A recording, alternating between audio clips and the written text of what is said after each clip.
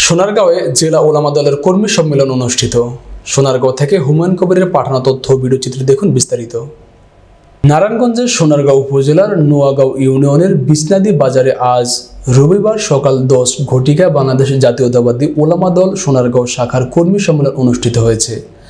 নারায়ণগঞ্জ জেলা ওলামা দলের যুগ্ম আহ্বায়ক মাওলানা মোহাম্মদ উমর ফারুকের সভাপতিত্বে যুগ্ম আহ্বায়ক মোহাম্মদ মোজাম্মেল হকের সঞ্চালনায় অনুষ্ঠানের প্রধান অতিথি হিসেবে উপস্থিত ছিলেন নারায়ণগঞ্জ জেলা ওলামা দলের আহ্বায়ক হাফিজ মাওলানা মোহাম্মদ জাকারিয়া।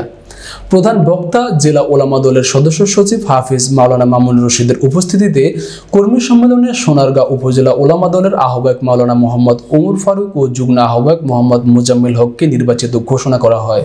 এ সময় জেলা ওলামা দলের কর্মী সম্মেলনের উদ্বোধক হিসেবে উপস্থিত ছিলেন নোয়াগাঁও ইউনিয়ন বিএনপির সভাপতি ডক্টর মিজানুর রহমান।